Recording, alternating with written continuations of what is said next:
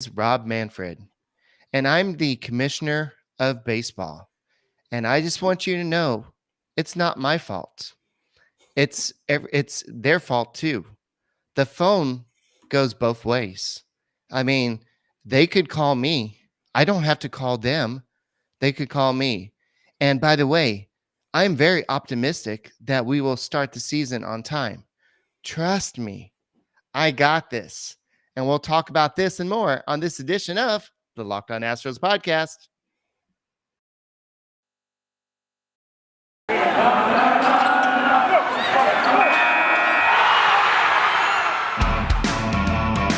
Hello and welcome to Locked On Astros, your daily Astros podcast. Here are your hosts, Eric the Man Huysman and Brett H-Town Wheelhouse Chancey.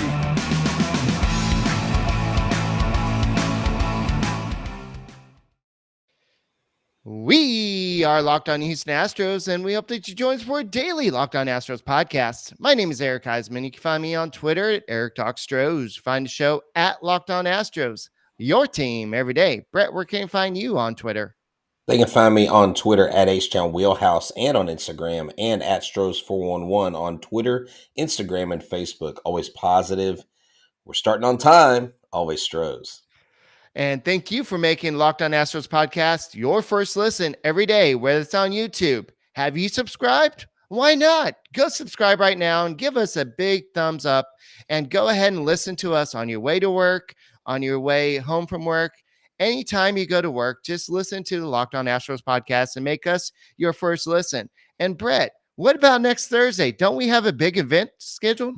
Yes, next Thursday, February 17th at the Social Beer Garden, San Jacinto Avenue, 3101 San Jacinto Street in downtown Houston.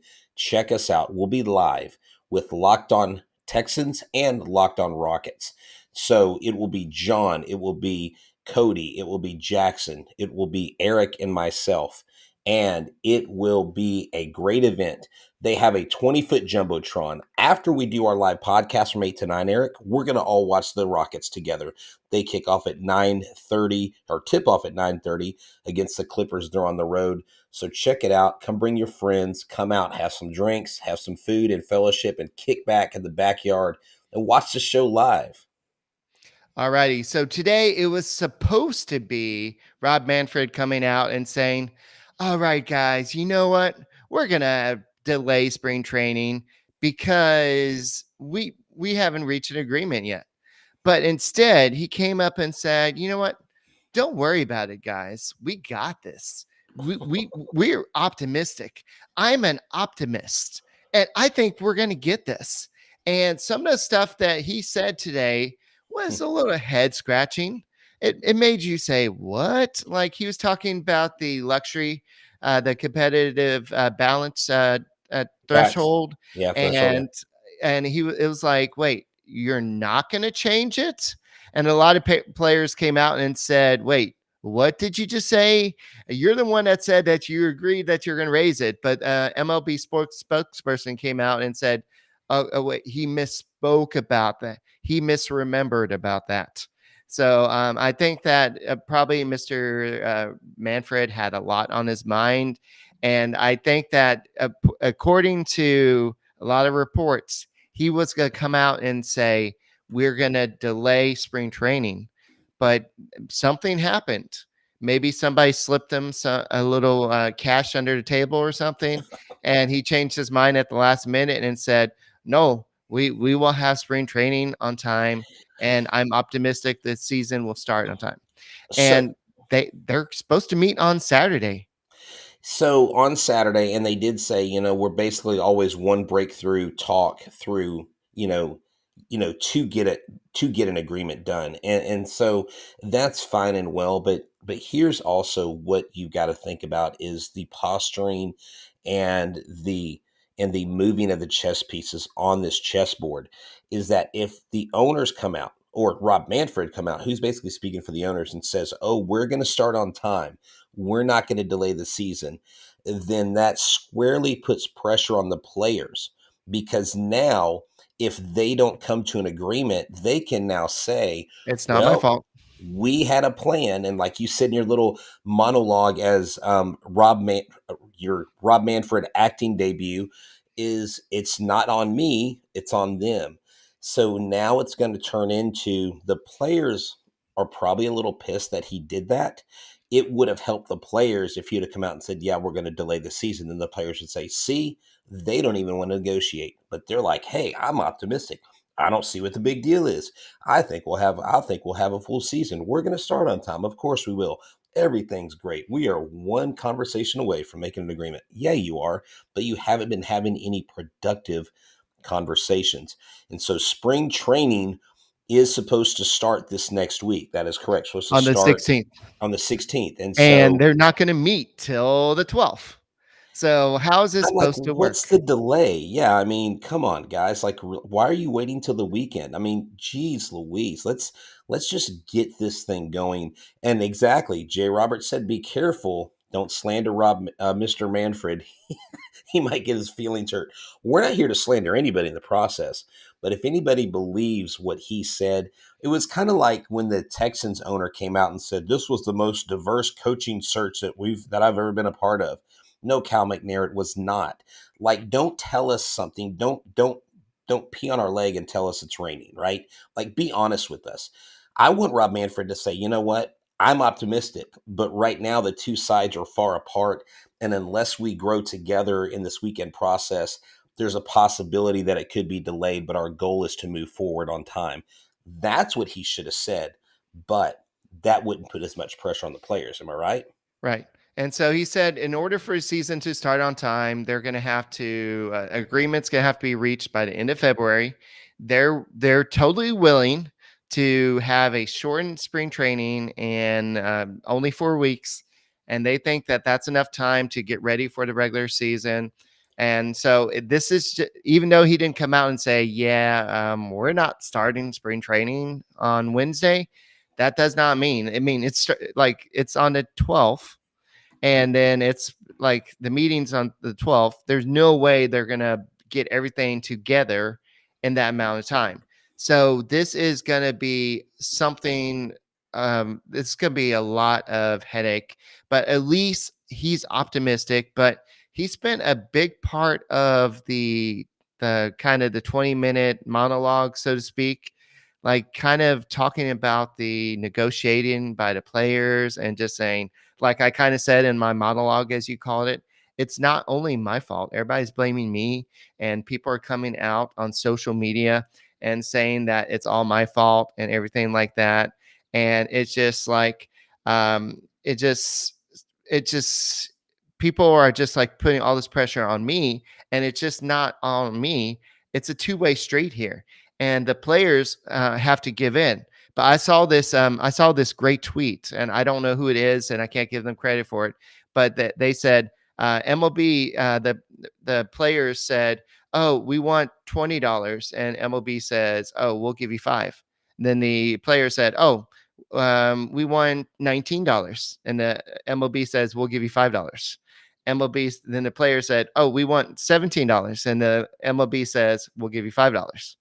And there's just like no negotiation in terms of the owners. They're not budging on what they're wanting, but they're giving, like, players keep on backing down.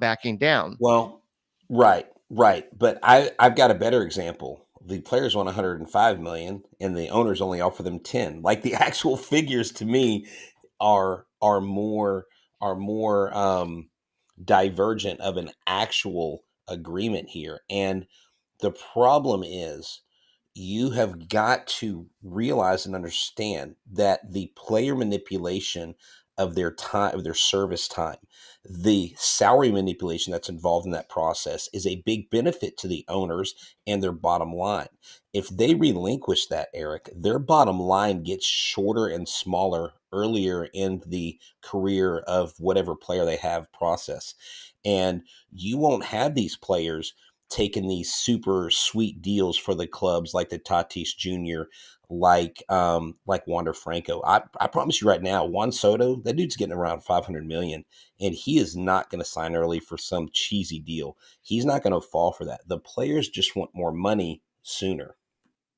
Yeah. So for this is what Manfred had to say. For example, the players' insistence that we reduce revenue sharing will, without question, lead to less competition, not more. Changing the current agreement by taking resources from clubs will relatively limit revenue, will make the game less competitive. And when you think about it, it's like asking people to take a pay cut. We have consistently tried tactics to move the process. That's a mutual responsibility of the bargaining parties. Um, the phones work two ways. Yeah, and that's what's frustrating. They're both saying the same thing.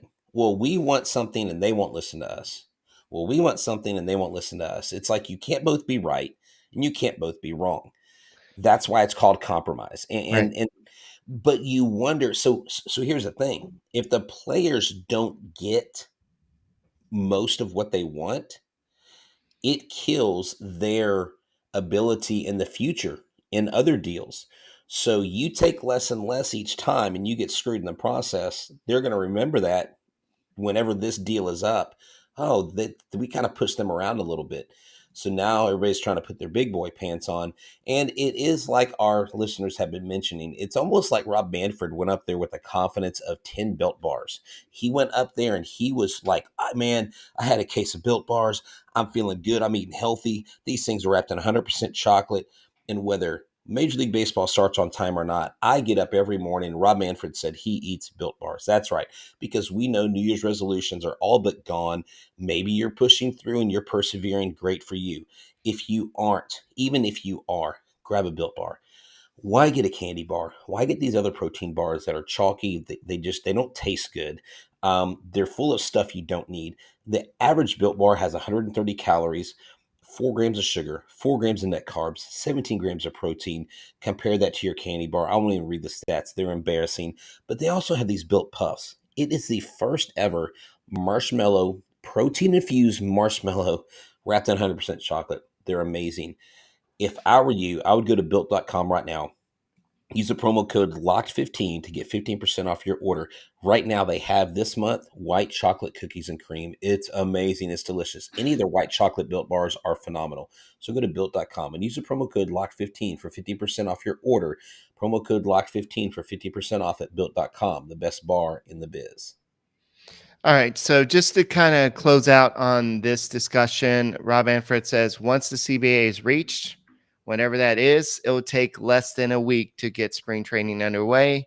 And then it would probably take about 4 weeks, maybe 3 weeks for them to get ready. And then we'll see what happens from there. But one thing he did say is we will not see replacement players. This is something you and I have talked about before, and you're not going to see the teams play with scrubs, so to speak. You're not going to see them playing with minor league players because technically, once you add them to the 40-man roster, they then become major league players, and then you are they become locked out players as far as Yeah. I'm understanding. So that's not something that MLB is looking at. So we'll talk more about some other stuff later on. But one thing I do want to talk about right now is the Universal DH. And this is something that we just did an interview with Astros pitching prospect Joe Record. And we asked him about the Universal DH. What does this mean? And he's like, well, as much as I would like to hit, it's probably better for a lot of pitchers because it's fun out there, but trying to hit some of those breaking pitches, it's probably going to hurt our backs. And we just need to go out there and focus on pitching. So this is going to be great for, I know American League has been doing this for a long, long time, but yeah, you're not going to see those awkward swings by Framber Valdez anymore in the playoffs and everything. But I think that in Zach Greinke, wherever he lands, he's going to be so mad because he's going to be like, man, I wanted to go to a National League team. I want to get some more hits and everything. But just this will be good for baseball because it just what's the point of having a pitcher hit? I mean, I know it's all about strategy and everything. And I was the biggest proponent about pitchers hitting when we were in the National League. But once we came over to American League, it's just better baseball when you don't have to Well, worry about the double switch and everything like that. let me tell you the long term effect it's going to have. If Yordan Alvarez continues to be healthy, continues to stay on the field, continues to hit home runs, continues to strike fear in the heart of every pitcher he faces, when he comes up the same year, around the same year that Kyle Tucker comes up to be a free agent, and they're looking for their big deals. Now, Framber Valdez. Now, Yordan Alvarez's market went from half the league to the entire league. Now the entire league can look at someone like Yordan Alvarez and those guys, their value, I think, inexplicably goes up. And that would make it harder, I think, for the Astros in the long run to keep him. But I've always said all along, if you have both of those guys up for big contracts, I would much rather pay Kyle Tucker the contract than Yordan Alvarez. Not that I love Yordan Alvarez. I wish he could be an Astro his entire career. But when the DH opens up, Eric, those guys are going to have more opportunities. They will be able to go to those National League clubs. So those National League clubs might be needing that DH spot, that extra bat that they haven't had. No more, I know Clayton Kershaw is a free agent, but no more Kershaw hitting, or no more, I'm just throwing No out more names. easy outs, so to speak. Yeah, basically. And so I think it's fine. I think if one league has it, the other league should. And I like the aspect in the World Series, because now officially Lance McCullers has become the last pitcher in Major League history to record an RBI in a World Series. Yeah. Didn't I see that in the notes? And so he's going to hold that record unless they change things back. But I don't have a problem with the universal DH. I think it's a good rule to have. Yeah, and so you're gonna have like Seth Beer. This is an old Astros prospect. He doesn't really have a position defensively. He's now gonna have a role. He's gonna have a DH spot if he can hit enough. So this opens not only this was a negotiation tactic that the owners were using towards players. This is something that both sides really wanted, because this opens up one more spot on the 26-man roster. And so I think both sides wanted this, and this gives somebody a chance to be the next Big Poppy, the big David Ortiz, the guy to just say, oh, I can't play the outfield. I'm not very good out there.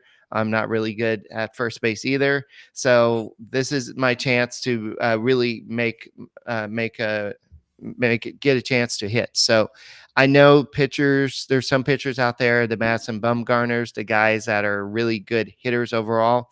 And I know the baseball purists, they're going to miss the strategy and everything of this, but you're going to still have the need for pitch hitters, just not as much. What you may see is a lighter bench, but the Mm. Astros still need those replacement people down. So, that Mr. Corona says, what about Nelson Cruz going to LA? I'm guessing that's what he means by Cruz. Yeah, no, It, I mean that's the thing. Some of these big hitters, Eric, can right. can go to the West Coast. I mean, these ball clubs. I mean, the Dodgers. I was shocked that they didn't make it to the World Series. I really thought that they would, in spite of all their pitching issues. I really thought they were going to beat the Giants, but the Giants and the Dodgers both. And what sucked about that Giants Dodgers series, Sully and I were talking about it, is it ended on that check swing, and that's what ended the series. That was a terrible, terrible call. Now, I know that robo-umps is going to be a thing in AAA, Eric.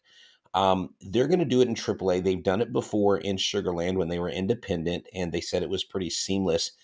How long do you think before Major League Baseball brings the automatic balls and strikes system to the major leagues? Do you think they try it for 2 or 3 seasons, or do you think they give it a go full season AAA and then boom, we see it in 2023? I think that's gonna be something that umpires association will fight. I think that you're gonna see the players.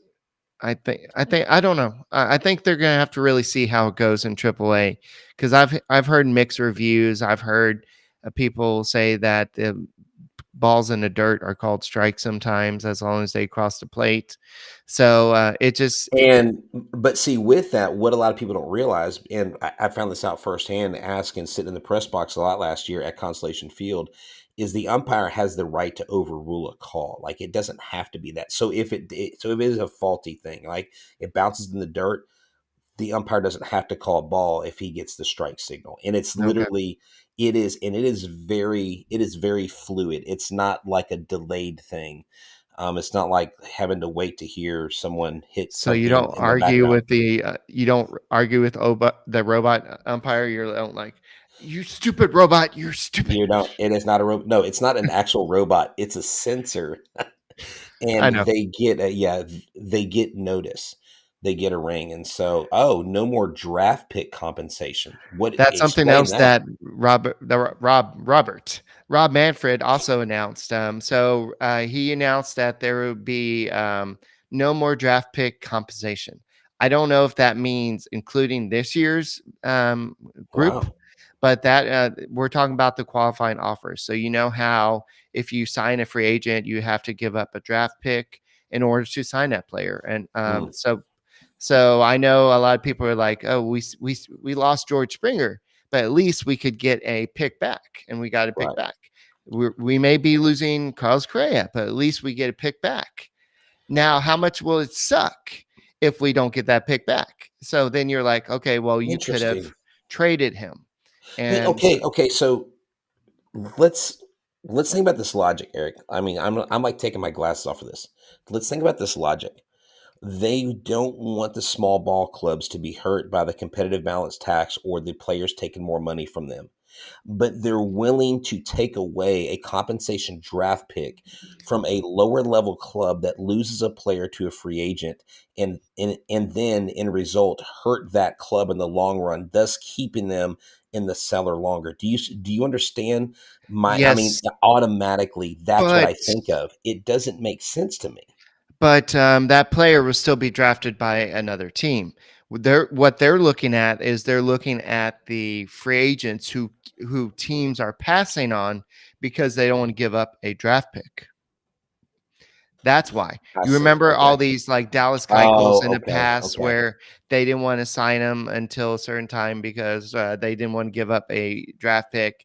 That's the issue that players are upset about because they're like, well, teams would sign us, but they don't give up a draft pick. And so having that qualifying offer attached to you is not good. And so that's why you have that issue. So But like I said, I mean, and I think that hurts like the Pirates. Okay, like the Pirates lose, Brian Reynolds or someone like that. A key player to something like that. The compensation pick would help them compensate for the loss. there That's why it's called that. Yes, but this is the owners trying to appease the players, not the players trying to appease the Oh, okay, owners. okay. I see That's what what you're I'm saying. thinking. Okay. So that's what I'm betting on, at least. So I could Hmm. be wrong. And talk to me about betonline.ag. So BetOnline, as you covered this season with more props, odds, and lines than ever before, as football continues to march through the playoffs right to the big game, Joe Burrow versus Matt Stafford. It's going to be a great Super Bowl. BetOnline.net remains the best spot for all your sports scores, podcasts, and news this season. And it's not just football. BetOnline has up-to-your-minute info on pro and college hoops, NHL, boxing, UFC, along with live, real-time updates of current games. Don't wait to take advantage of all the new amazing offers available for the 2022 season. Bet online where the game starts. All right. Thank you for making Locked On Astros podcast your first listen every day, whether it's on YouTube. Make sure you have subscribed. Keep on liking us. Give us big thumbs up and go ahead and listen to us on your way home from work, on your way to work, Apple, Spotify, Odyssey, wherever you listen to your podcast. Make the Locked On Astros podcast your first listen. All right. So so I think that's what it is. It's more about the free agents who get hurt by the having the draft picks because we're in a time where the draft picks it's gold And so by a team giving up that draft pick, it's really kind of hurting the free agents, and they wait to a certain time. And so that's why I think the players really wanted to get rid of that. And that's why the owners were like, okay, fine, we'll go ahead and get rid of this. But this was just something to kind of to compensate the teams for that situation. But before we do that, before we do that, I do want to talk about something else that Manfred was talking about, and that's the draft lottery. The Yeah. draft lottery that Manfred also brought up. And this is something that was approved by the owners, and they're going to go with the NBA sort of style draft lottery. So, one of the big concerns that the players had was the tanking, the Yes. Astros way of doing it. And let's suck for Carlos Correa, so to speak, like try to get the top prospect out there. And I know there's not, I'm not gonna lie, there is that stuff going on in baseball, and you have the players, the teams with the low payrolls, and they're like, okay, let's see how low payroll we can get, how many losses we can get. We want to get that number one pick. So they're gonna try to do something where they have I don't know if it's gonna be the lottery style or whatever, but they're going to have some type of draft lottery. Or I guess it's going to be like that. So the more losses you have, I guess the more lottery balls you have. And then to whoever gets that number one pick, they'll just have a ball. Yeah. So Okay. there's no way that fixes tanking. Has anybody watched an NBA game? Has anybody watched an NBA franchise in the last 15 years with the NBA lottery? 20 years, they all freaking tank to get that bottom pick. They start going on these winning streaks and everybody starts talking. What are they doing? They're taking themselves out of the lottery draft. They've got to start losing some games. What do they do? All of a sudden, they're losing again. That's not going to stop tanking. And that's what the players don't want. This lottery system, how about just put the draft back where it was. Add more draft picks. Add more rounds. Add more rounds. And you know what? If you're in last place, you get the top pick. If you're second to last, you get the second pick or whatever. And if someone wants to trade their first pick that they have the next year, they can trade it. Who cares? But Eric, that's going to make tanking worse because you want to be a lottery. Like, okay, because every year in the NBA, who's a lottery team? The freaking Rockets are a lottery team. The Spurs are a lottery team. They're your bottom teams. And there's no way, even when they won 7 games in a row, there's no way they're going to win more than that. But the lottery system is not going to end tanking. It's going to make it worse. Right. So Rob Manfred says that, or I guess this came out before his meeting today, but the both sides are going to meet on Saturday, and Rob Manfred had this to say: "We are going to make a good faith, positive proposal to move the process forward. It's a good proposal." Well, yeah, exactly. Wink, wink. Again, it is just one of those. It's a posturing, and it is a positioning of putting us out. See, we did more, and seventh graders do that all the time. You see what I did, Coach Chancey? You see what I did? They're always wanting that recognition, and then when something goes wrong, they're like, "See, I was the one that told you that." Or the bottom line is they need to get in there and both sides have to compromise. Right. If they're not willing to compromise, nothing's going to happen. They can't both be right. They can't both be wrong. Manfred did say, "I see missing games as a disastrous outcome for this industry, and we are committed to making an agreement in an effort to avoid this." So, if they do miss games, who gets the blame? That's the question. And so, Is Rob Manfred going on America's Got Talent in the comedy section? Is he going to do stand up? Because it seems like that's what he was trying to do, like a dry run, like I, maybe dry bar comedy by Rob Manfred. I mean, we can answer his question in a second, but this is what he had to say about the balance threshold. He said, "Tax rates and status quo are status quo. they're the same rates as they were in the expired agreement. So basically, he said, yeah, it's going to stay at 210 million. And that's not true. Even the MLB's proposals had it going at a certain rate. So they, like I said in the intro, I think that they corrected it. So it's just like, you don't know what to believe. You don't know how much of that was true or false or whatever. So we can answer Mr. Corona's question. So yeah, I actually went on the podcast with Locked On MLB host Paul Francis Sullivan. He and I talked about Carlos Correa, and he has been a vehement supporter of Carlos Correa being an Astro. But he said the one team that he can see Carlos Correa going to, who has a big hole at shortstop, is the Los Angeles Angels. And he said the reason why is because they like to make middle finger moves, and they hate signing pitchers. So he would be the perfect guy that they would give a ton of money to. They've done it in the past. Why would they stop now? And so, Mr. Cronin, to answer your question, I think if the lockout is extended, it may increase the Astros' chances, but it would also mean that Correa is going to have to come off the 10 years. He's not going to get 10 years from the Astros. He will get 6 years. He won't get 10. But I think the problem with giving him 6 years is you put him at 32, 33, and then having to get a new contract. You're not going to get a new contract. So that's why Carlos justifiably wants the 10 years, so that he is signed till he's almost 40, and then he can take the discount. But I think he ends up back in Astros uniform is, to me, the most likely. But now, after talking to Sully, he convinced me that the Angels are a very real possibility because of the way that ball club is run. Not because it would make them the best team, but because that's just kind of how they roll. Going back to Manfred's comment about your comment about comedy, Manfred said, the status of spring training is no change right now. We understand where the calendar is.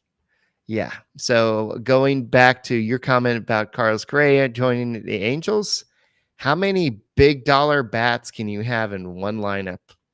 Well, I mean, apparently they don't have enough, and apparently they just want to sign former injured pitchers from New York. They don't really want to do anything significant. Again, I mean, they've got this generational talent in Mike Trout. They've got this amazing two-way player, Shohei Ohtani, who has become the face of Major League Baseball, and they're on the brink of having a lockout. Well, the Angels have no signs of showing that they're going to sign pitchers. So why don't you just beef up and just add more bats and just try to slam people out of the ballpark, try to out hit the competition. Right. But Eric, the Angels and the Rangers, they're fighting to be 500 or just above. And the Mariners may not be that great this year either, even with their additions. The more I read about them, the more I hear people talk about them, they may not be the force that we think they are. I think that it's American League West may not be super strong, and I think it's very winnable. I think the 91-92 wins for the Astros in the division is a little conservative. I think they can win at least 7 more than that total. Alrighty. It sounds like you're very optimistic about this. You must be Rob Manfred. How you doing, Commissioner? Oh, do not put that on me, Ricky Bobby. Don't put that on me. All right, that's all we got for this edition of the Locked On Astros podcast. We will be back on Sunday to hopefully hear what they had to say at that Saturday special meeting. Are they making up? Are they all optimistic? As I know that Aaron Judge said that the players met today, and about 20 players met together, and they're all unified and they're all ready to go to action. The owners are all ready to go to action, so they're all gonna collide on Saturday, and we'll see what happens from here. You've been listening to the Locked On Astros podcast. My name is Eric Huysman. You can find me on Twitter at Eric Talk Stros. You can find Brett at H-Town Wheelhouse, and we are the Locked On Astros podcast. Make us your first listen, and go Stros.